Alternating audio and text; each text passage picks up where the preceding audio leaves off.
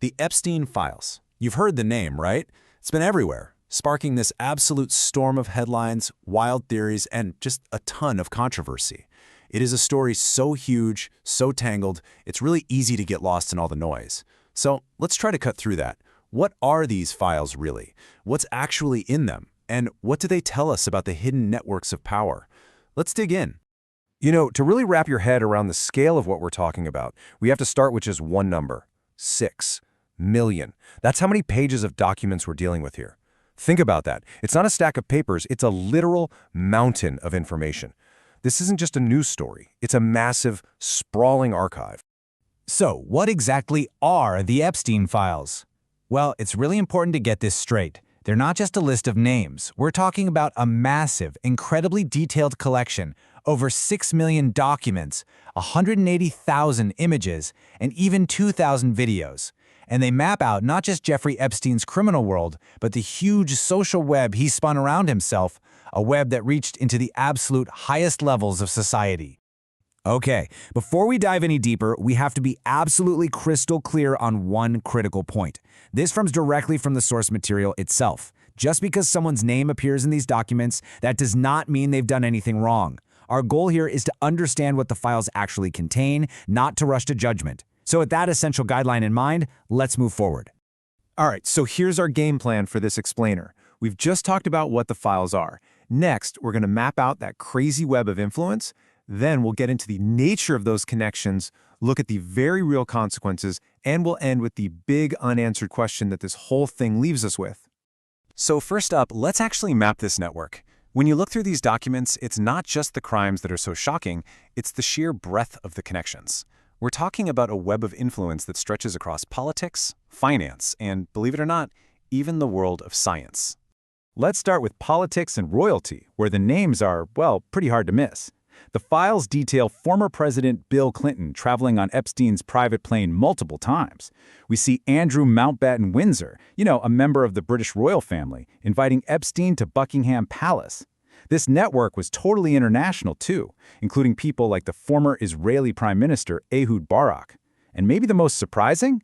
The documents showed that the current director of the CIA, William Burns, actually met with Epstein back in 2014 for career advice.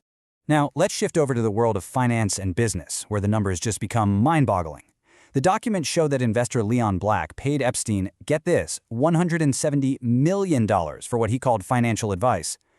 We also find drafted emails from Epstein connected to Bill Gates and these really deep financial ties to other titans of industry like Les Wexner and Peter Thiel. But this web didn't just stop at power and money. And honestly, this might be the most unsettling part: the connections found in academia and science. The files show financial dealings that involve the famous intellectual Noam Chomsky. They also contain a really disturbing email from Epstein that mentioned Stephen Hawking, and it's so important to state here that Hawking himself was never, ever accused of any wrongdoing. But what becomes clear is how Epstein used his money, like a $6.5 million donation to Harvard, to basically buy legitimacy and access inside some of the world's most respected institutions. Okay, so we've seen the names in this network. A lot of names. But that's only half the story, right? The next big question is, what was the nature of all these connections? Let's look beyond just who was involved and try to understand what was actually happening. To really get a sense of the kind of advice Epstein was getting, just look at this quote. It's a suggestion from the political strategist Steve Bannon. His idea to help repair Epstein's public image, he suggested Epstein should establish a Center for Human Trafficking. The sheer, mind-blowing cynicism of that shows you the kind of reputation management that was being talked about at these levels. And the types of interactions were all over the place. You have these massive financial dealings, like JP Chase flagging over $1 billion in suspicious transactions. Then there's the constant social and travel, like all those flights on Epstein's private jet. We see this very calculated reputation management, stuff like paying an associate to literally scrub his Wikipedia page of negative info. And of course, there was constant professional networking, using his influence to pull strings, like helping Woody Allen's daughter get into college. So you've got this web of names and transactions, but did it actually lead to anything? Did all these revelations have any real-world impact? Well, the answer to that is a definite yes. So let's take a look at the fallout. The release of these files really set off a chain reaction. The consequences were very real, and for some, very severe.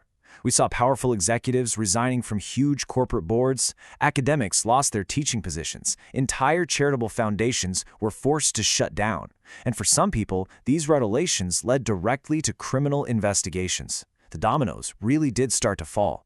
And here is a perfect, direct example of that. Catherine Rummler, who is a former White House counsel, was shown to have had extensive communications with Epstein and to have accepted gifts from him. Once this came out, she resigned from her very high-profile job as general counsel of Goldman Sachs, a direct, tangible consequence. So all of this, the names, the money, the fallout, it all kind of funnels down to one final, really crucial question. What does this entire web of influence actually mean? Because when it comes down to it, the Epstein files are so much more than a celebrity gossip column or a collection of sordid stories. They're a map of power, a map that shows us how access, influence, and accountability really work, or maybe more importantly, how they fail to work at the very top of our society. And so in the end, these documents don't just give us answers. They leave us with a profound and, frankly, a deeply uncomfortable question. When you see this web, finance, politics, royalty, science, all interconnected, all circling each other, you just have to ask yourself, how does power protect itself? And that, right there, is the ultimate unsettling question at the very heart of